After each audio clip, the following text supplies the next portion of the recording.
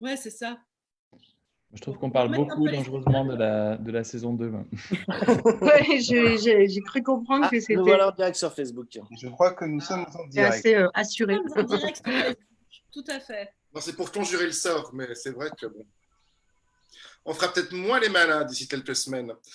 En attendant, nous continuons à faire un petit peu les malins, on va dire. En tout cas, on est très content de retrouver tous nos amis et tous nos invités pour l'apéro Mondiovisio, Vanessa. Mais oui, tout à fait. Nous allons encore aller ce soir aux quatre coins du monde. C'est quand même extraordinaire. Merci, Confinage TV. Avant de rejoindre à 21h le plus petit cabaret du monde avec des invités exceptionnels. Et mon cher Olivier, je crois que nous pouvons démarrer tout de suite. Nous sommes très impatients de rencontrer nos invités des quatre coins du monde. Top générique.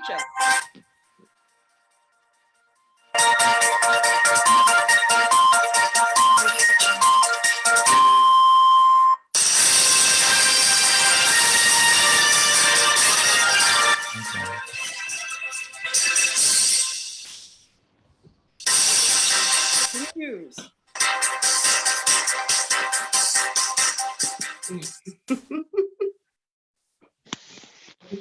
Bonsoir, Gennaro. Bonsoir à tous, bonsoir chers amis. Donc on va commencer notre tour du monde du jour. Et on part à Bristol, terre de Banksy, terre de musique, de Massive Attack et de bien d'autres, terre de graffeurs et de musique, où vit Dalila.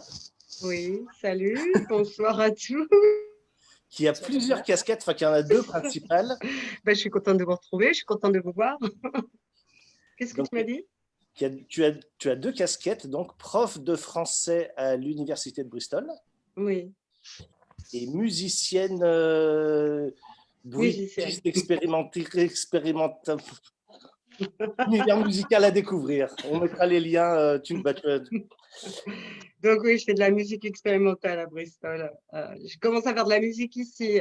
Je faisais pas de musique en France et quand je suis venue ici, j'ai rencontré des gens et que j'ai eu envie de faire de la musique avec eux. Comme tu as pu voir, Gennaro, quand tu es venu, il y a un environnement favorable pour créer. Donc, j'ai été encouragée. Effectivement, je me sens bien ici et je continue à... Mais en ce moment, on ne fait pas de concert. Voilà, puisque... en effet, à Bristol, je ne sais pas pour ceux qui connaissent, il y a des scènes à Tierlarigo, c'est vraiment une ville de musique dans tous azimuts. Et justement, qu'est-ce qu'elle devient? Quelle est cette scène actuellement? Ou de manière plus générale, l'art, parce qu'il y a aussi une communauté street art pas mal, une communauté artistique assez importante. Après 3, là on doit être à la 6e semaine de confinement, on se pose des questions sur l'avenir des salles de concert. Beaucoup de gens souffrent de cette période, parce qu'en fait ils sont pas subventionnés et ils ont vraiment des difficultés à avoir des revenus et à tenir cette période puisqu'on ne sait pas combien de temps ça va durer. En ce moment, il y a des initiatives pour aider toutes ces petites salles de concert. Donc, par exemple, avec plusieurs projets dans lesquels je suis impliquée, on a donné des morceaux de musique pour pouvoir faire des compilations. C'est-à-dire qu'au niveau local, on essaye vraiment de se soutenir les uns les autres. Il y a une bonne solidarité. Donc, par exemple, dernièrement, on a sorti, il y a un bar qui organise des concerts. Tu sais, celui où tu étais venu avec moi, The Old England. En fait, ils ont sorti une compilation pour pouvoir lever des fonds. Il y a une salle de concert de taille assez moyenne, 300 personnes à peu près, qui s'appelle The Exchange, qui est assez connue, qui a aussi lancé un label pour lever des fonds. Donc, les artistes donnent leur musique. Et puis, c'est en vente en ligne et les gens essayent de soutenir les lieux comme ça. Après, je vous dirais que c'est un gros point d'interrogation pour tout le monde dans le monde de la culture parce que il y a très très peu d'aide et le statut d'intermittent du spectacle n'existe pas en Grande-Bretagne. Et vous êtes comme chez nous, zéro regroupement. Les concerts n'ont pas lieu du tout, il n'y a rien. Les gens n'ont pas le droit de se réunir. Non, il n'y a pas de concert. Alors, par contre, les gens n'arrivent pas à se tenir à la règle du confinement. Je pense qu'il y a un laisser-aller.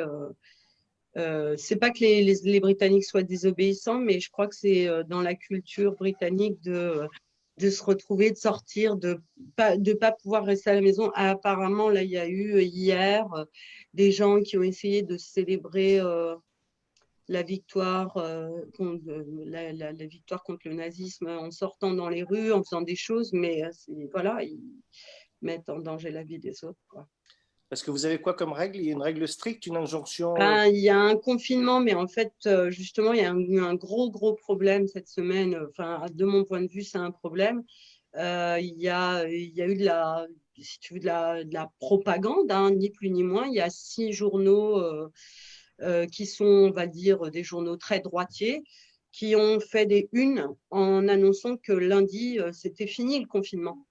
Mais C'est-à-dire vous êtes obligé de rester? Il y a des amendes et tout ça, ou c'est plutôt une… non. Justement, en Grande-Bretagne, il a été très difficile de confiner la population parce que justement, il y a un principe qui veut que la liberté soit respectée avant toute chose et la liberté de chacun.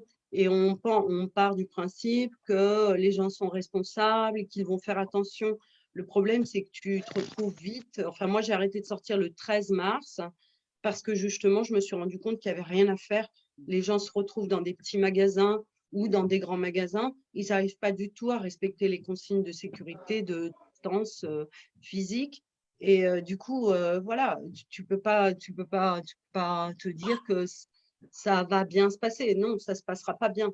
Donc oui, la semaine dernière, pour moi, il y a eu, si tu veux, un gros problème avec ces unes de journaux. Alors, c'est que des journaux, des tabloïds et que des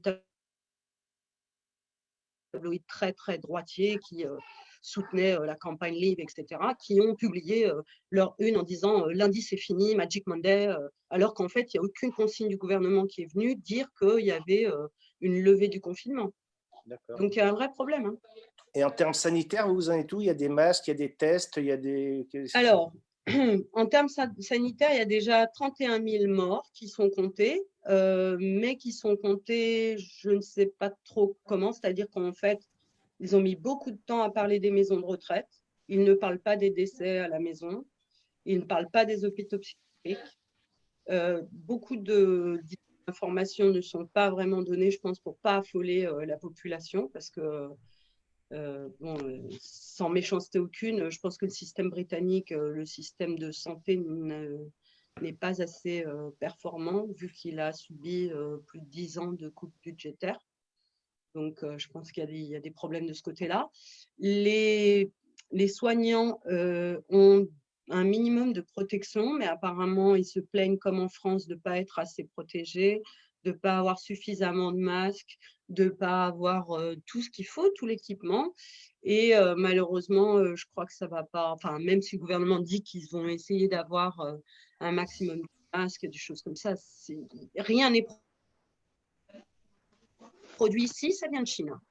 Donc, oui, j'ai l'impression que soit on se met à produire des choses ici. Pardon? Non, je disais, j'ai l'impression que c'est un problème européen. On verra tout à l'heure avec la Croatie, mais c'est ce que nous disent de manière générale tous les Européens en fait qu'on a eu, c'est que la pénurie de masques ou la difficulté à avoir des masques qui sont produits en Chine. Donc, bah oui, parce qu'en fait, ça fait 25 ans, 30 ans que l'idée, c'est d'expédier toutes les productions industrielles en Chine. Bon, voilà, en Asie, voilà, elles sont parties, les productions. Résultat, on est dans une situation sanitaire malheureusement néfaste pour les populations, et puis pour les populations en première ligne, c'est-à-dire les pauvres, hein. Très bien, merci. Et pour ta deuxième casquette, à savoir donc que tu es prof à l'université, prof de français. Ouais. Comment ça se passe, les cours? Ils ont lieu, ils n'ont pas lieu? C'est annulé? Donc, là aussi, il y a eu je crois qu'il y a eu un petit flottement, puisqu'en fait, c'est le problème. Il y a eu un petit flottement et il me semble qu'à partir du 18 mars, il a été décidé que les cours se feraient en ligne.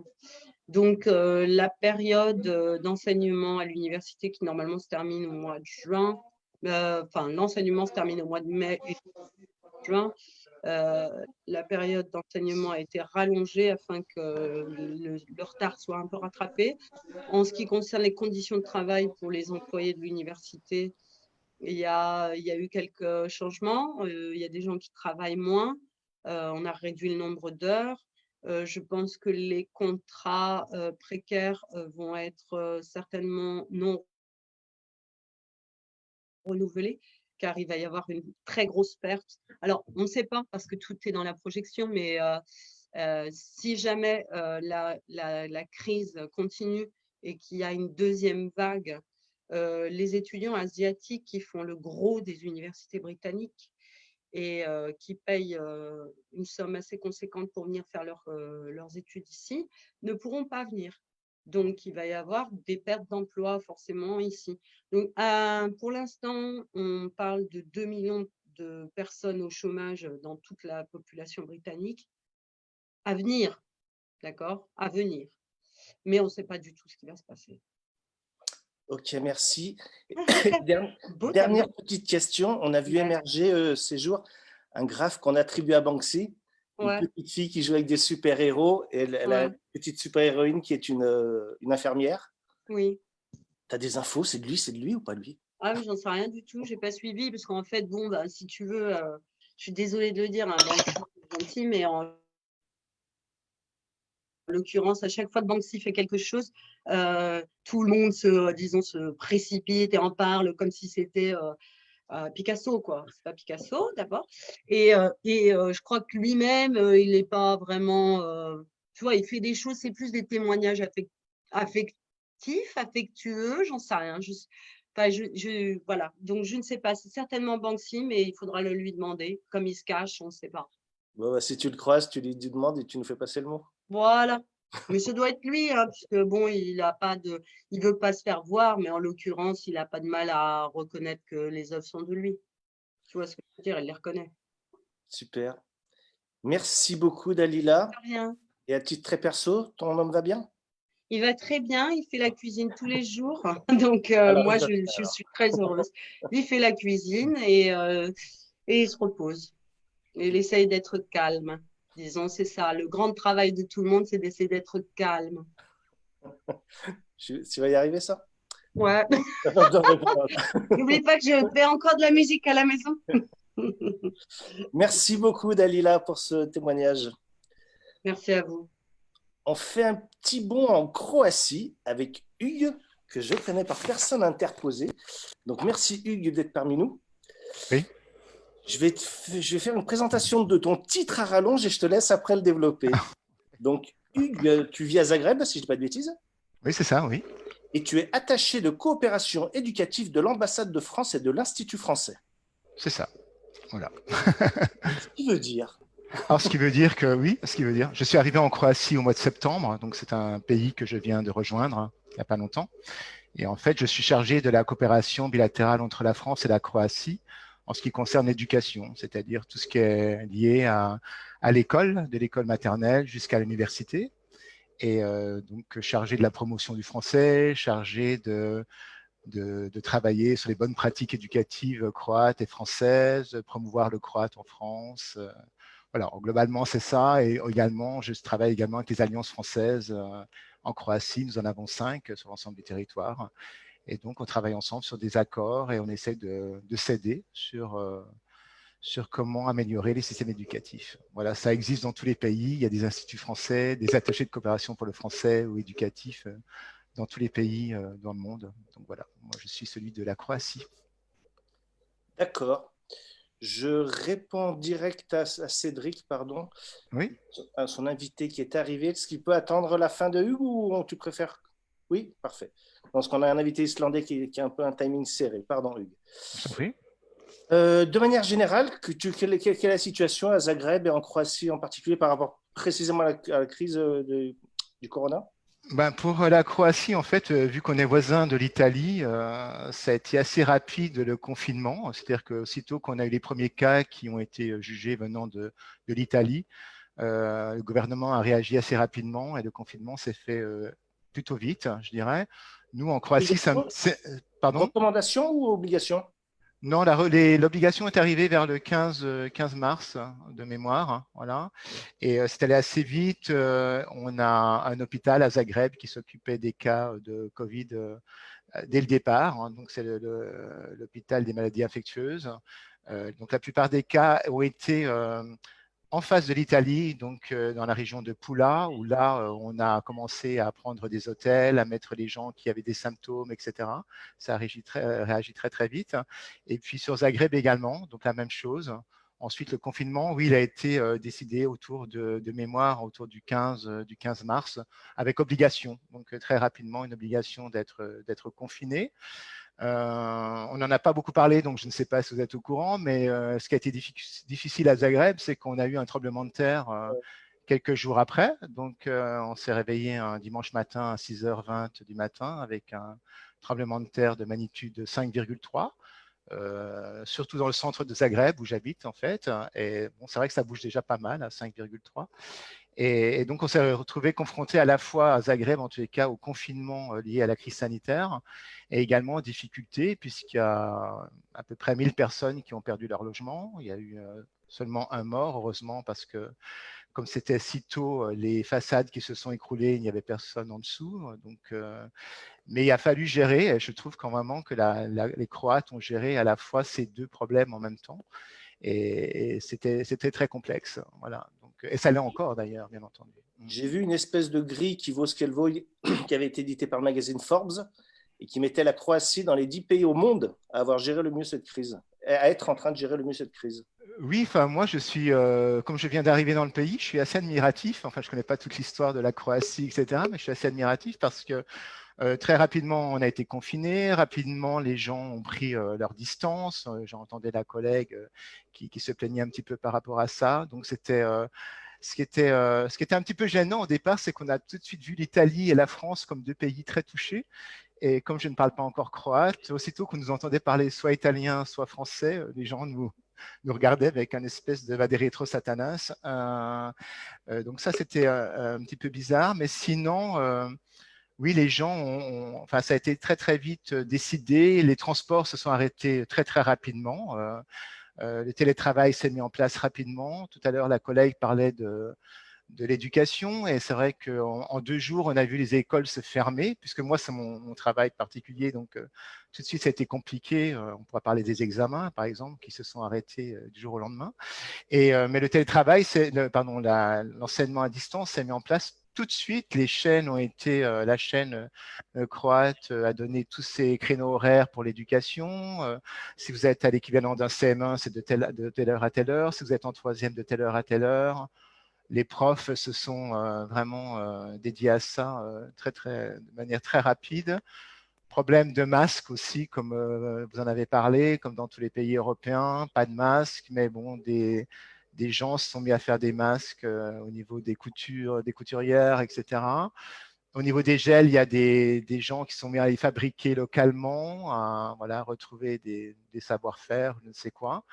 Donc c'est vrai que personnellement, pour les masques, j'ai eu un problème pour en trouver, comme tout le monde, mais pour les gels, on trouvait des gels croates assez rapidement. Au bout de quelques jours, hein, il y avait déjà des petites bouteilles qui se vendaient en pharmacie et qui étaient là.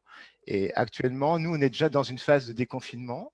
Bon, il faut savoir que comme c'est un petit pays, on a seulement 86 décès sur la Croatie. On a à peu près 2100, je crois, personnes qui sont infectées pour l'instant. Donc, on est en train de déconfiner et les transports vont reprendre lundi. Il y a quelques trams, quelques bus qui fonctionnent. Les magasins commencent déjà à réouvrir. Les écoles vont réouvrir lundi pour les écoles maternelles et primaires. Mais avec un mot d'ordre qui c'est vraiment, enfin, je pense que c'est plutôt de la garderie quelque part. C'est vraiment pour aider les gens qui ont besoin de retourner au travail et qui ne peuvent pas faire autrement. Et on demande aux écoles d'accueillir ces enfants-là, mais le mot d'ordre est de garder le téléenseignement pour la plupart des élèves. Voilà. Donc, difficulté. La France, en fait. Voilà. Bon, la difficulté pour la Croatie, c'est que c'est un pays qui vit énormément du tourisme, hein, comme de nombreux pays dans la région méditerranéenne, comme la France aussi. Et donc là, c'est vraiment, je pense que c'est une des priorités du gouvernement, c'est de retrouver, comme dans tous les pays, une économie, et notamment une économie touristique. Donc, ce que je vois, c'est qu'ils sont en train d'essayer de créer des accords bilatéraux avec les pays limitrophes, hein, pour au moins permettre aux Serbes, aux Autrichiens, enfin les pays qui sont proches, d'avoir des des cordons sanitaires pour que les touristes puissent un petit peu arriver, parce qu'en effet, il y a cette crainte très forte d'une perte de pouvoir d'achat pour énormément de personnes et un appauvrissement des gens. Voilà. Après, au niveau, moi, je suis vraiment impressionné. J'ai encore fait mes courses tout à l'heure. Dans quasiment tous les magasins où je vais, petits magasins, il y a des vitres. Toutes les caisses ont des vitres. Ils ont installé ça à toute vitesse. Justement, j'avais une question dans ce sens qui est peut-être un peu Ouais. stupide, mais vu les crises, les guerres, la guerre récente, on va dire, qu'il y a eu en Croatie, enfin dans toute cette région de l'Europe, est-ce que ça a pu, est-ce que ça, comment je peux dire ça sans le dire trop bêtement, est-ce qu'il y a une forme de résilience un peu plus facile dans la population croate?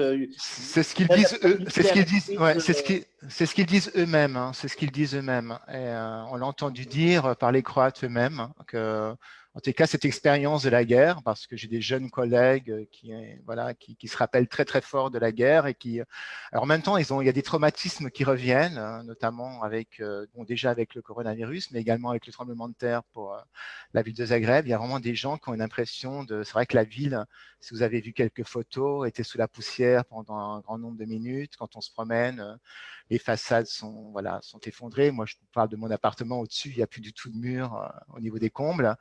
Donc, les gens ont l'impression de revivre ce traumatisme et en même temps, ils disent qu'ils ont repris des habitudes, qu'ils savent comment gérer de telles situations, même les jeunes générations.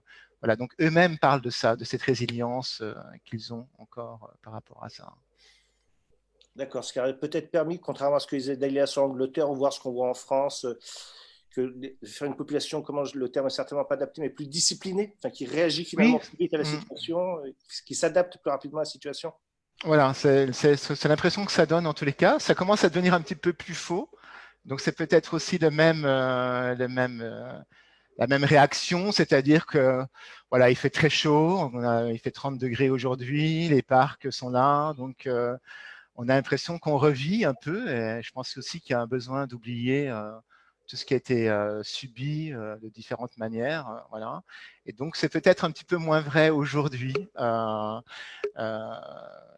note que les gens ont besoin de se rapprocher, etc. Et ce qui est toujours là, c'est le manque de masques quand même. Donc, on voit que ça, moi maintenant, j'ai récupéré des masques, j'en ai acheté, mais on voit que les gens ne les mettent pas trop. Mais comme je disais, par contre, dans les magasins, c'est très protégé. Si vous voulez acheter, acheter des choses, il y a certains magasins, on ne peut pas entrer, mais ils ont installé un endroit pour acheter, pour commander, un endroit pour prendre son repas ou ce qu'on veut acheter. Là, les terrasses sont en train de s'installer pour lundi. Lundi, les restaurants pourront ouvrir seulement en terrasse et les cafés.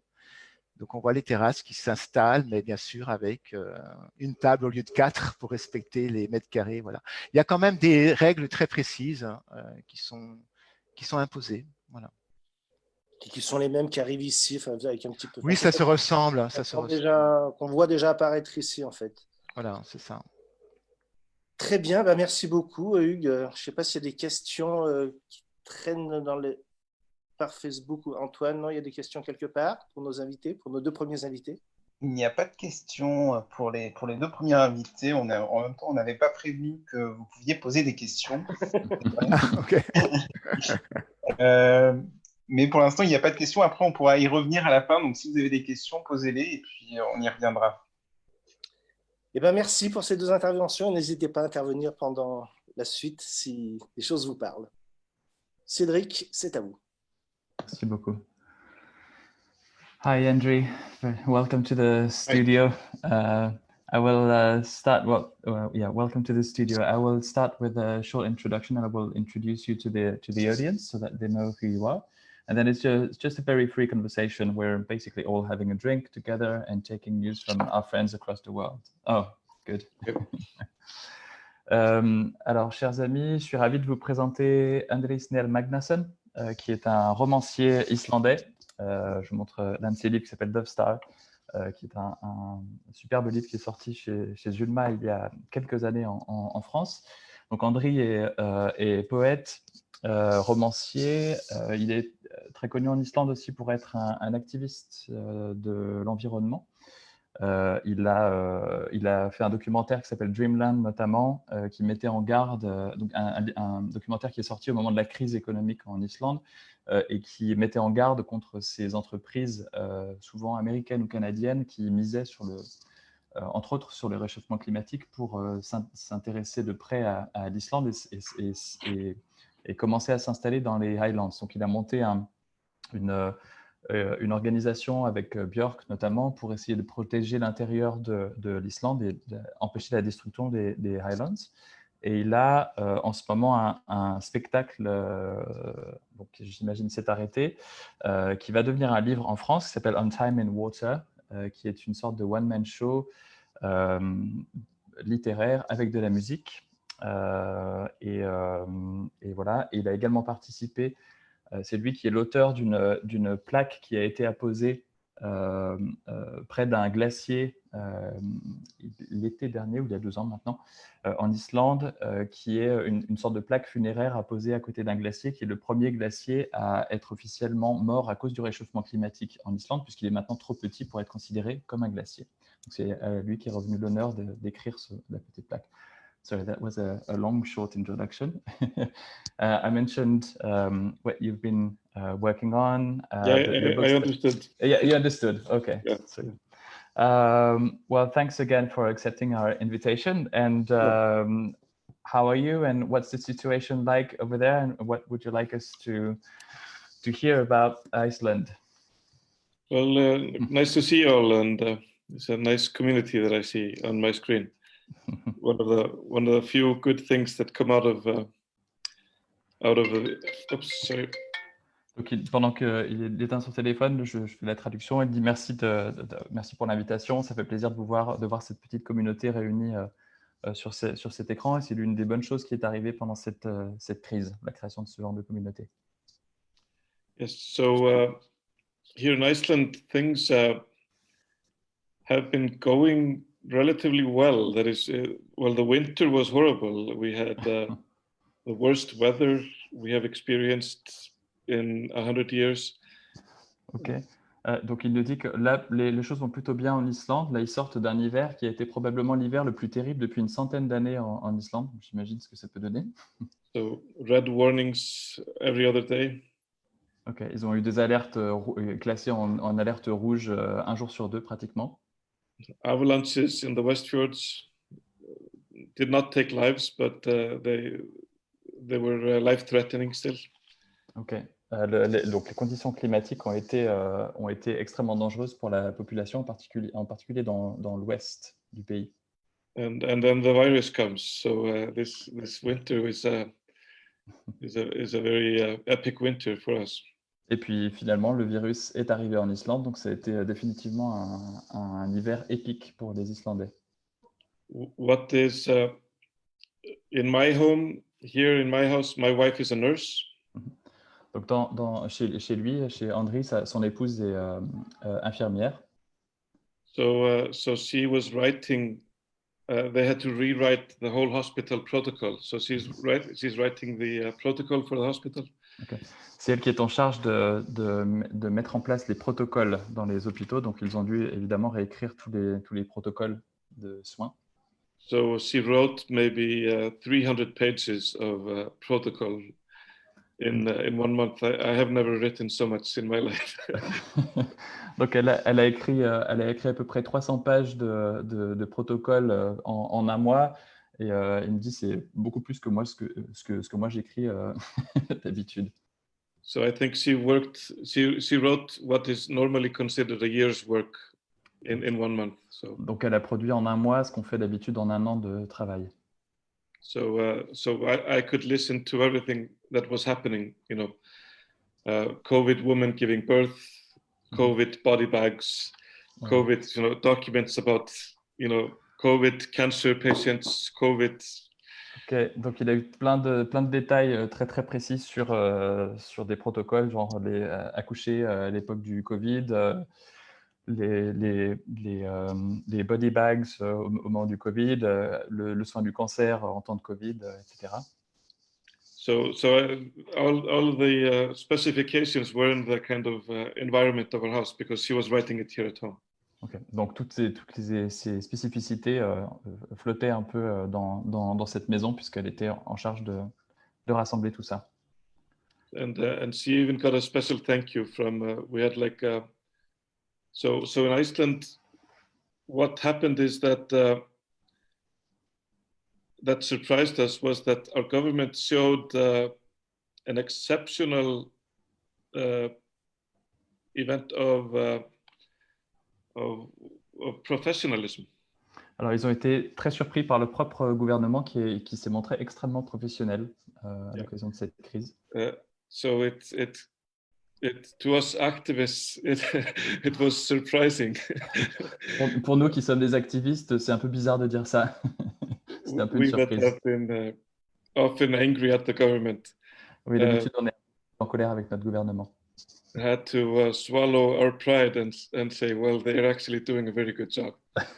Donc, on a dû ravaler notre fierté et dire bravo, vous avez fait du bon travail. So the crisis was never fronted by politicians. The crisis was never what? Sorry. It was never fronted by politicians. Okay. So the people that fronted the daily briefing, we had at 2 o'clock every day, we had like 3 people coming on television to tell us what was going on. Okay. And these were 2 doctors Okay. and kind of the chief policeman of civil defense or something. Ok, donc en fait, ils avaient un briefing quotidien sur la situation sanitaire du pays, tous les jours à 14h, quelque chose comme ça. Mais ce qu'ils me disaient au départ, c'est que ce ne sont pas les politiques qui ont fait ça. Et tous les jours, ce sont des docteurs qui s'adressaient à la population.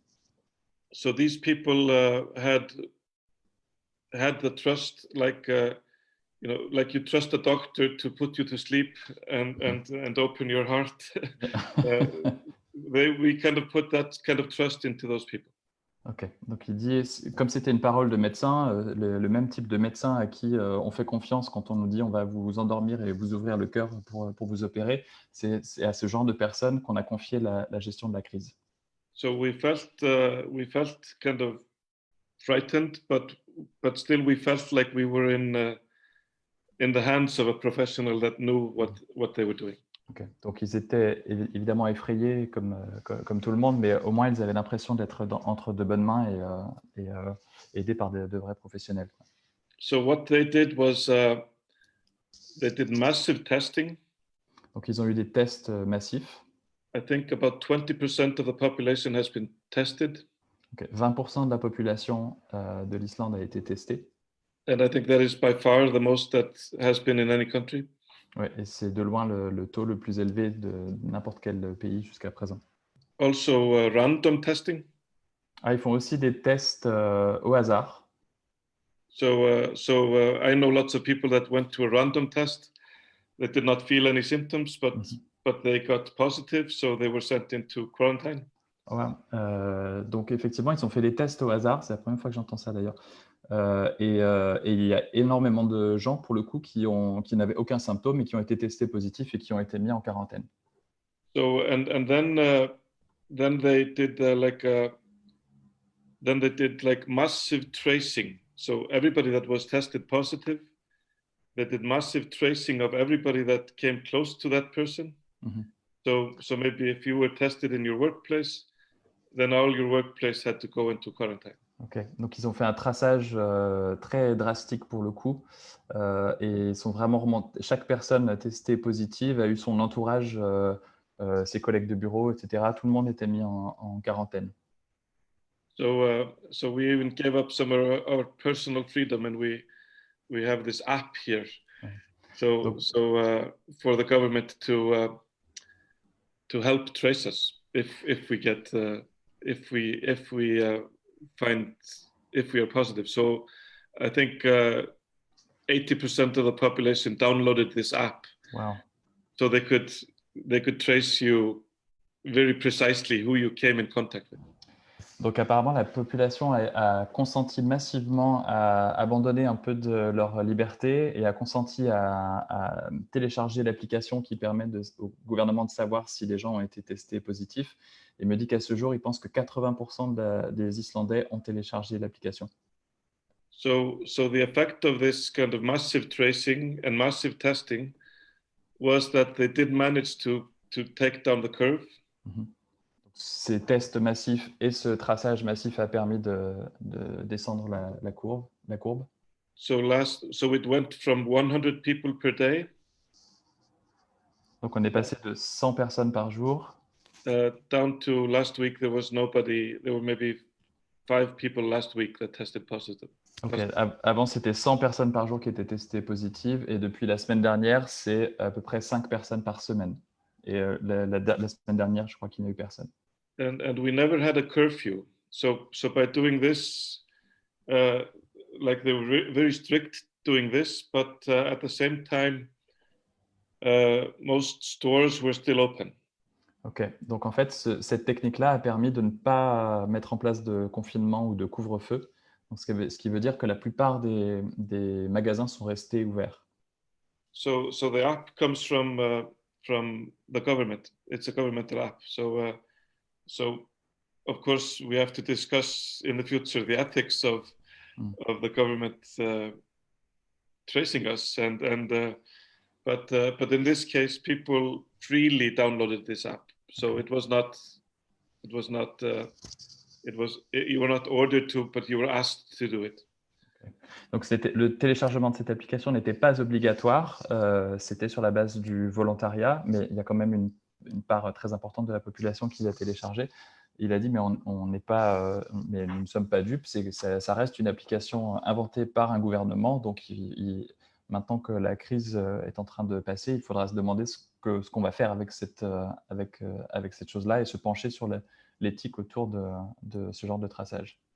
So we have this really strange, and for example, the schools for children, my children still went to school for 2 hours a day. Donc, c'était un peu étrange. Les écoles n'ont pas fermé, elles étaient ouvertes à peu près 2 heures par jour. Les enfants allaient à l'école 2 heures par jour. So personally, everything that I do has been cancelled. Ouais, d'un point de vue personnel, tout ce que je fais, tous mes projets ont été annulés. So my one-man show in the theater. Donc, mon one-man show au théâtre a été annulé. I had a documentary that was supposed to premiere the day where the theater ban was put on. Ok, donc il a un documentaire qui devait sortir le jour, pile poil le jour où l'interdiction des rassemblements dans les lieux de culture a été. So we had been working on this documentary for 3 years. Ça faisait 3 ans qu'on travaillait sur ce documentaire. What's the documentary about? It is a bipolar musical documentary with elephants. Ok, c'est un documentaire bipolaire et musical avec des éléphants. Yeah. So it's about 2 bipolar people that are doing a mental health awareness concert in Kathmandu. Ok, ce sont deux personnes qui ont des troubles bipolaires qui font un concert à Katmandou. Yeah.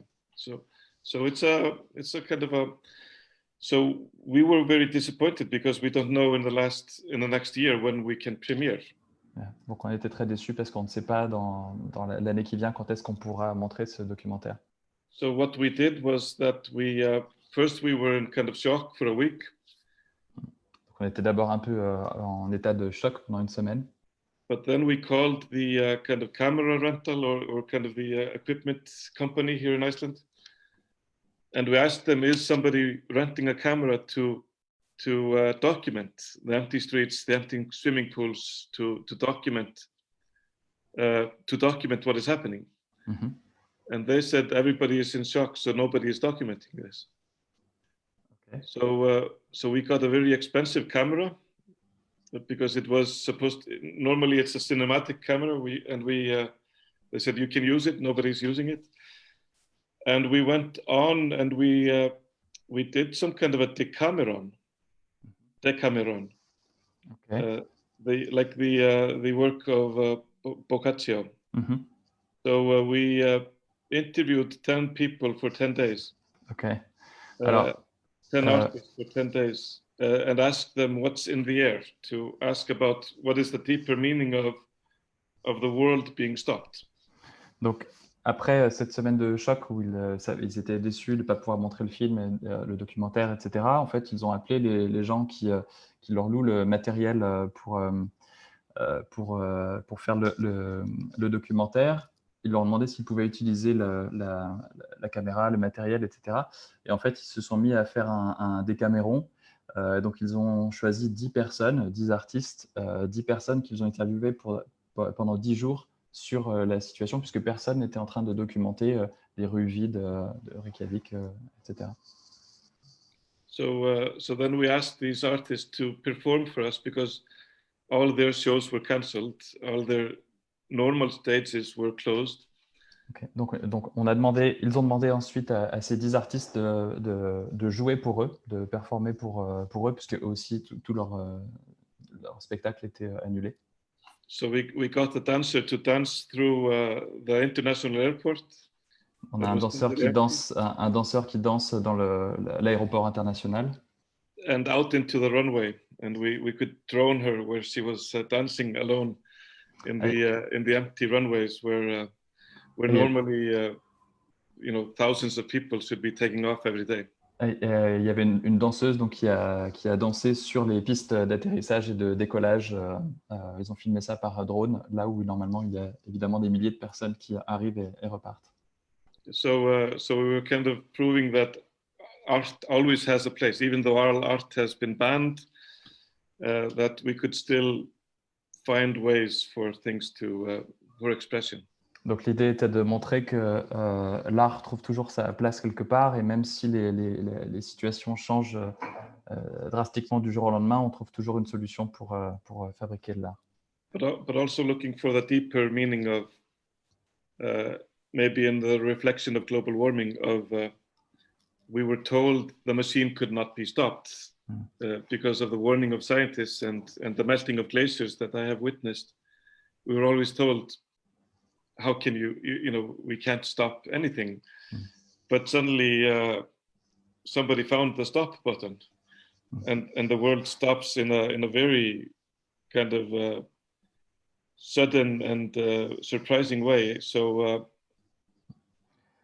people were putting that in context with how this will change our perspectives of government, capitalism, corporations, privacy and private ownership or collective responsibility. Mais ce choc-là aura été au moins une occasion de réfléchir à un sens plus profond de ce qui se passe. On nous a toujours dit, à nous, activistes, que non, c'était impossible de réduire le trafic aérien, d'arrêter le trafic aérien, on ne pouvait pas stopper cette grande machine capitaliste, etc.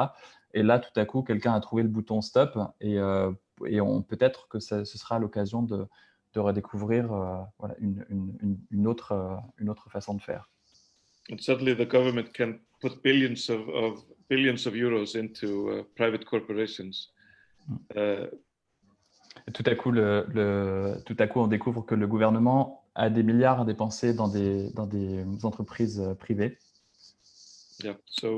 So we collected lots of deep interviews with writers, poets, dancers, actors, and then performances. So probably we will have instead of having a premiere of a documentary film and doing promotion, suddenly we have fully shot a new documentary. Great, thank you. Thank you so much. I'll translate this. Donc finalement, on était triste de ne pas pouvoir montrer notre documentaire, mais là, finalement, on va pouvoir peut-être montrer autre chose, ce documentaire qu'on vient de faire là, cette série d'entretiens, menés de manière poussée avec ces artistes. Thank you so much, Andrew, for taking part in this. Thank you. Est-ce que quelqu'un a une question? Je vois l'heure qui passe, c'est pour ça que je J'aurais me juste permets une question rapide.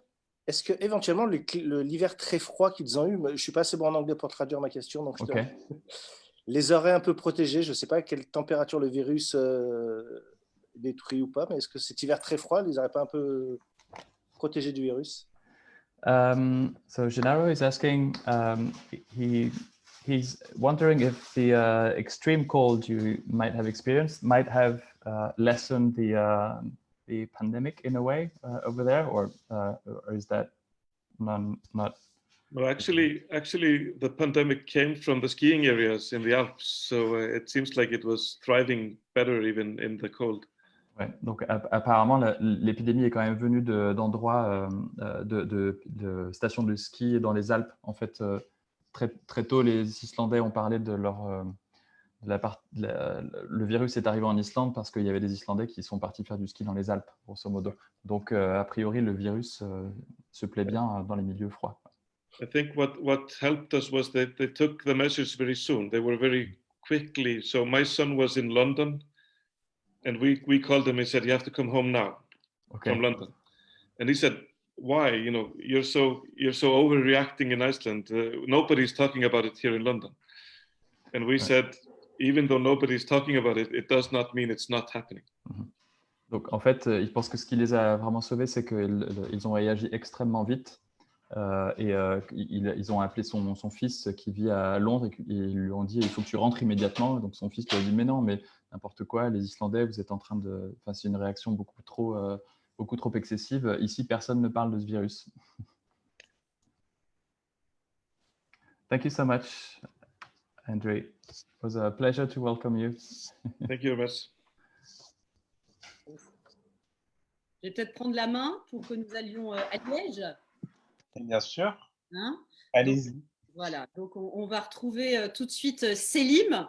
Salut à tous. Je vais aller très vite sur qui tu es pour rentrer dans le vif du sujet. Oui. Tu es danseur, chorégraphe. Et ce que je ne savais pas, c'est que tu es membre du Conseil international de danse de l'UNESCO. Bravo. Tout à fait, oui. Merci beaucoup. 2013. Alors, moi, j'ai une première question, puisque le déconfinement a déjà commencé en Belgique, je crois, depuis lundi. Alors, comment ça se passe? En fait, il n'a pas réellement commencé depuis lundi. Il commence ce lundi-ci, en fait, réellement pour tout le monde. Mais depuis lundi, il y a eu un relâchement voilà, par rapport à des visites familiales, ce genre de petites choses importantes. Parce qu'il y a eu des gros débats. Ils ont relancé les magasins, les grosses. Ils ont relancé le capitalisme, en fait. Il y a déjà une semaine et demie d'ici et ça a créé des gros conflits. On a été guidé par des experts depuis le début de la crise, et puis il y a environ 2 semaines d'ici, la main a été vraiment reprise par les politiques, alors que jusque-là, ils discutaient pas mal avec les experts, mais laissaient la parole aux experts.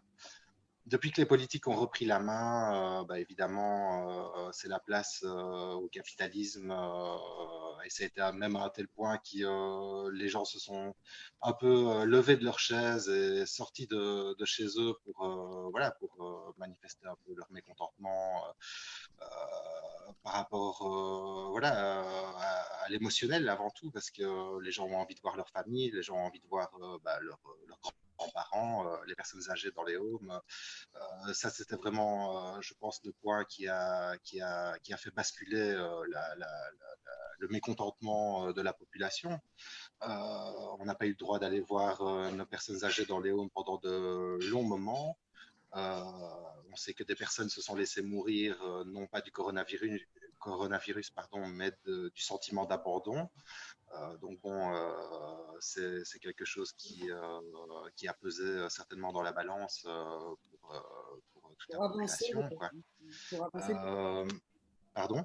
Pour avancer le déconfinement. Tout à fait, tout à fait. Donc bon, c'est l'heure d'ici, les commerces réouvrent, que ce soit les fleuristes. Bon, il y a quand même des commerces de proximité comme les coiffeurs. Ou les esthéticiennes qui doivent encore attendre. Je pense que pour eux, c'est au moins jusqu'à la mi-mai, voire jusqu'au le 8 juin, 10 juin, quelque chose comme ça. Voilà, tout ce beau monde va devoir quand même attendre, et aussi les écoles, évidemment, où ici, vis-à-vis des écoles, ce sont les années qui seront sanctionnées par un diplôme. Donc, je vais dire tout ce qui est dernière année vis-à-vis de la France, dernière année de lycée, de collège ou dernière année d'école primaire.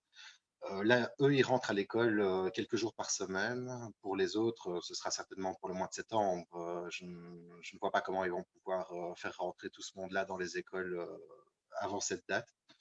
Donc voilà, ça se fait un peu comme c'est possible. Je pense qu'en Belgique, il y a un peu ce truc que je crois que Dalila évoqué par rapport aux Anglais. Il y a aussi en Belgique un grand esprit de sortir dehors, d'occuper la rue. Donc, ça a été très difficile pour les gens. Puis, c'est un petit pays. La Belgique est un petit pays avec la densité la plus forte du continent. Donc, c'est vrai qu'ici, c'est très difficile de rester chez soi parce que chez soi, c'est souvent des petits appartements, c'est souvent des très petites zones avec finalement très peu d'activités possibles dans ces petites zones. Donc, voilà, je pense qu'à un moment, les gens avaient besoin de repousser les murs, ce qui a mis la pression au gouvernement. Donc, voilà, effectivement, à partir de lundi, on a un déconfinement qui se passe, qui démarre. On va voir un peu comment ça se déroule parce que c'est vrai que je vous avoue, j'ai un petit peu lâché les informations depuis une semaine et demie parce que j'ai l'impression qu'on nous prend pour des enfants d'école primaire.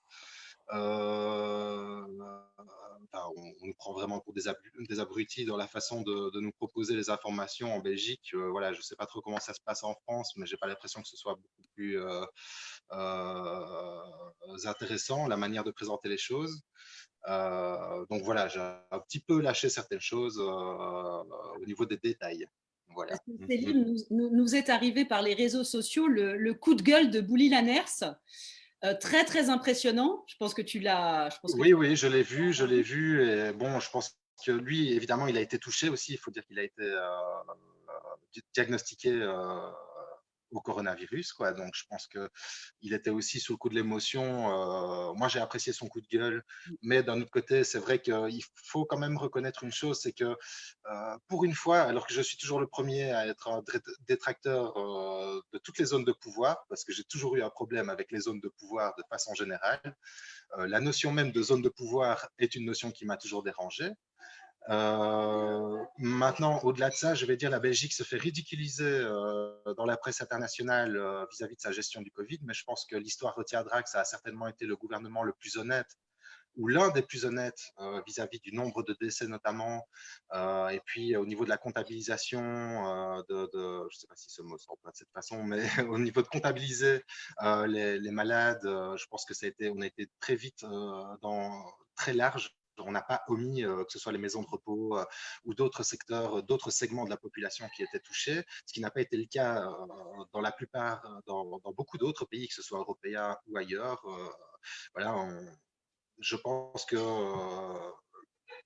pour une fois, je vais dire que les gens qui étaient en place, en sachant aussi qu'on n'avait pas de gouvernement au démarrage de la crise, les zones de pouvoir qui étaient en place se sont débrouillées un petit peu avec les moyens du bord et finalement, c'était pas si mal. Ce qui me dérange plus, c'est vraiment ces masques. En fait, c'est un peu la même chose dans tous les pays. Il y a cette histoire de masques qui a été une guerre politique, une espèce aussi de trait d'union, de soft power pour des puissances non démocratiques.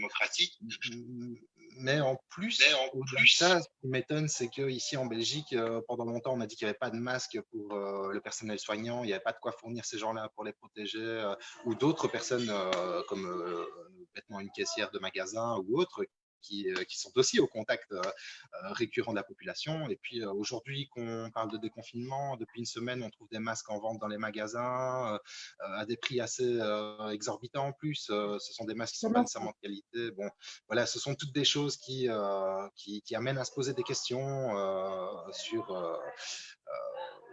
pas mal de paramètres, sur l'utilisation, sur la manipulation, je vais dire, de cette crise, comment on gère un petit peu dans les zones de pouvoir, comment on nous amène à fonctionner d'une certaine façon. Voilà, Célim, pour reprendre les mots de Andrew, comment est-ce qu'on fabrique de l'art dans cette situation, toi qui es artiste? En s'engageant. Le seul moyen de fabriquer de l'art, en tout cas, je ne parle pas de divertissement, mais bien d'art, parce que pour moi, c'est deux choses qui sont différentes, même si parfois elles peuvent se rejoindre dans un même ensemble. De manière générale, le divertissement et l'art, c'est bien deux choses différentes. Mais je pense que c'est il faut s'engager dans des principes, défendre ces principes de vie, de société, de liberté, parce que quelque part, je repense beaucoup ces derniers temps à cette fameuse phrase de Coluche, la démocratie c'est cause toujours, la dictature c'est ferme ta gueule. On est un peu dans ce principe à l'heure actuelle où, bon, voilà, je veux dire, il y a, en plus, en tant que population, on n'ose presque pas pour le moment, enfin, tout doucement, on recommence à élever un peu le ton de la voix, mais c'est vrai qu'on n'a pas osé durant les premières semaines, moi y compris, s'élever un petit peu par rapport à certaines choses parce qu'effectivement, il y a cette crise et il faut respecter aussi, il faut protéger les autres, se protéger soi-même, etc. Il faut respecter toutes ces mesures. Tout ça, c'est très bien. Mais derrière, beaucoup de gens ont senti qu'il y avait une manipulation de cette situation. Je vais parler de l'étouffement de la parole au niveau des Gilets jaunes, par exemple en France, ou ces révolutionnaires de Hong Kong. Même si on peut, il y a toujours du bien et du moins bien dans toute forme de révolution. Voilà, ça c'est comme ça. Il y a jamais, rien n'est jamais tout blanc ou tout noir. Mais je veux dire, ce que je m'étonne, ce qui m'a pas vraiment surpris, mais je m'intéresse assez au fait qu'on n'a plus entendu parler de tous ces mouvements. On n'a plus, voilà, il y a eu pas mal de choses qui se sont passées entre temps, des gens qui ont été arrêtés dans certaines prisons, dans certains pays, on libère des prisonniers limite mafieux, mais on ne libère pas des prisonniers d'opinion ou simplement engagés politiquement. Il y a toutes des choses comme ça qui se déroulent. Voilà, je veux dire, en plein milieu de l'Europe, on a ce président hongrois qui s'octroie tous les pouvoirs. Bon, ça n'a pas l'air de faire réagir la communauté européenne. On se pose des questions. Voilà, ce sont toutes des choses. Et pour moi, en tant qu'artiste, il faut parler de tout ça aujourd'hui. Il faut mettre tout ça, reprendre ce flambeau, d'être un peu le haut-parleur de la population et un peu l'influenceur d'opinion vis-à-vis d'une population, comme l'étaient les artistes dans le passé, lorsqu'il n'y avait pas de télévision, lorsqu'il n'y avait pas tout ça et qu'il fallait un petit peu, il n'y avait pas cette même manière de faire circuler la presse, de faire circuler l'information. Et je vais dire, cette modernité a un peu étouffé le côté fer de lance d'une prise d'opinion de population pour les artistes. Et je trouve que c'est justement dans ce genre de moment qu'en tant qu'artiste, on doit essayer de retrouver cette position-là. Et c'est là qu'on va vraiment fabriquer de l'art qui permettra de construire un futur, pas de l'art qui va dans 2 minutes. C'est très bien, j'aime. En tant que danseur, je sais très bien c'est quoi de l'art éphémère. Je crée des pièces qui disparaissent, qui sont peut-être présentées parfois 1 fois, 2 fois, et puis elles disparaissent, mais pourtant elles restent dans mon cœur, dans mon âme par rapport à une expérience personnelle. Ça me permet de continuer à construire mon chemin, mais ça me permet aussi de continuer à défendre des idées vis-à-vis du public, dans les conversations aussi, d'après-spectacle, dans les débats dans lesquels on est invité. Voilà, tous ces engagements créatifs permettent de consolider ses propres opinions, de partager un message, de se rendre compte aussi qu'il y a une masse de gens qui parfois n'ont pas la possibilité de mettre des mots sur ce qu'ils ressentent ou ce qu'ils sont en train de vivre, mais au travers de ces propositions-là et de ces conversations-là, trouvent justement un phrasé ou des mots pour pouvoir revendiquer par rapport vis-à-vis avec leurs voisins ou avec leur patron ou vis-à-vis d'une telle personnalité politique, je veux dire, mais qui en tout cas trouvent la voie de l'expression à un moment. Alors voilà, ce sont des choses qui pour moi sont importantes en tant qu'artiste. Il faut se positionner à l'avant-scène de la manifestation qui arrive. Voilà, c'est important, c'est important, c'est important de se battre. C'est pour moi très important de se battre, d'autant plus aujourd'hui. Voilà. Oh bah super. C'est fantastique. Je crois qu'on est un peu en retard sur le timing. Je ne sais pas si on avait d'autres invités. Alors, on a une petite vidéo qui nous vient d'Afrique de l'Ouest, si je ne m'abuse, je crois. Sénégal. Oui. Sénégal, c'est ça, du Sénégal. Donc, effectivement, alors après, on a besoin du studio pour les répétitions techniques du plus petit cabaret à 21h. Donc, du coup, voilà. Enfin, mais quand même, si certains ou certaines ont des questions, n'hésitez pas. On peut quand même prendre 1 ou 2 questions, indiquer à qui elles s'adressent et on peut. Peut-être que le temps que vous réfléchissiez à une question, je peux envoyer la vidéo du Sénégal, comme ça, nous rejoignons. Alors, Clément Diroma, je crois que c'est son nom. Clément, alors je l'ai découvert dans une série qui est un petit peu très différente de ce qu'on fait, mais qui s'appelle Viral sur Arte, que je vous conseille de regarder, où on va comme ça, il y a plein de reporters qui font des petites capsules des sujets assez chauds de quelques minutes du coin du monde où ils se trouvent. J'ai trouvé la vidéo de Clément Diroma passionnante. Je lui ai envoyé un message, il nous a répondu. Donc, ça sert aussi à ça, le confinage, à créer des nouveaux liens, ou en tout cas, à rentrer peut-être plus facilement en contact avec des personnes à qui on n'aurait pas forcément osé écrire avant. Donc, Clément Diroma, merci beaucoup de nous avoir fait partager cette vidéo du Sénégal. Donc, c'est en français, je vous l'envoie tout de suite. Vous me dites si c'est un problème de son, sinon... Bonjour à tous, vous entendez? À Dakar, je suis journaliste pour différentes agences de presse et télévision. Pour vous faire un peu un point sur la situation ici, le Sénégal est toujours en état d'urgence. On a dépassé les 1500 cas, ce qui est bien moins important que la situation de la France, et les 15 morts. Pour l'instant, on voit qu'on est loin de la France. Les experts attendent le pic dans quelques jours, voire quelques semaines. Ici, ça continue d'augmenter un peu tous les jours. Le nombre de tests a augmenté aussi. Et voilà, donc les gens un peu ne se confinent pas, tout le monde continue à sortir ici, c'est un peu la vie au jour le jour, donc les gens sont dans les rues, mais il y a quand même un couvre-feu, donc de 20h à 7h du matin, il me semble, il est interdit de sortir, donc les gens sont obligés de rentrer chez eux et la police patrouille un peu partout. C'est une mesure un peu symbolique qui a été prise et qui pose problème à une grande partie de la population, parce que ça ralentit l'activité économique, les gens ne peuvent plus sortir le soir alors que beaucoup de Sénégalais vivaient la nuit, le soir.